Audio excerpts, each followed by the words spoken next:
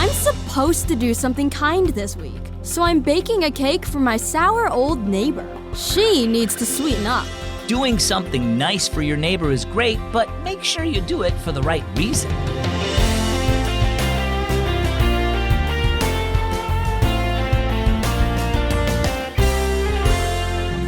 Guess what?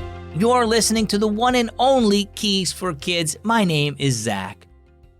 So, when was the last time you did something nice for someone else without them asking first? Maybe you washed the dishes after dinner or took out the garbage before your mom or dad asked you to. The question is, why did you do those nice things? Was it because you were hoping for a reward, or did you do it because you care? In 1 Corinthians chapter 16, verse 14, the Apostle Paul says, "Do everything in love." So today, what can you do for someone that you care about? Our story today is called Key Ingredient. "Mom, can I bake a cake for Mrs. Grahame?" asked Gianna. Mom looked at her in surprise. Gianna often complained about their elderly neighbor. "That's a nice idea," Mom said.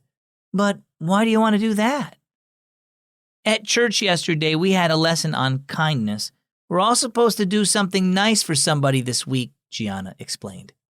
"Okay, what kind of cake do you want to make?" Mom asked. "I'll just make my favorite chocolate brownie cake. It's easy and I've made it so many times I know the recipe by heart." Gianna went to the kitchen, opened the pantry door, and started pulling out ingredients. She measured and stirred, and soon the cake batter was ready.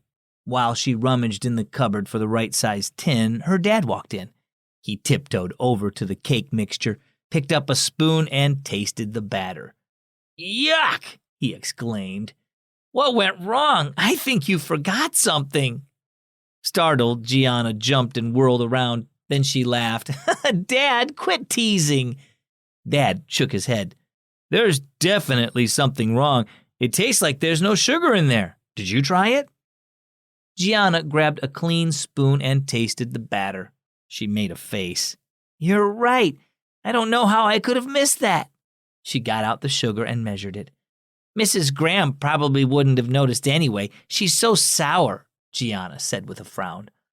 Said Dad. "Sounds like you need some sugar yourself." "Me? What are you talking about?" asked Gianna. "Well, like sugar, love is a key ingredient," Dad explained. "If you give Mrs. Grahame a cake without love, the gift would be like a sugarless cake, not very sweet. It needs to be sweetened with the love of Jesus.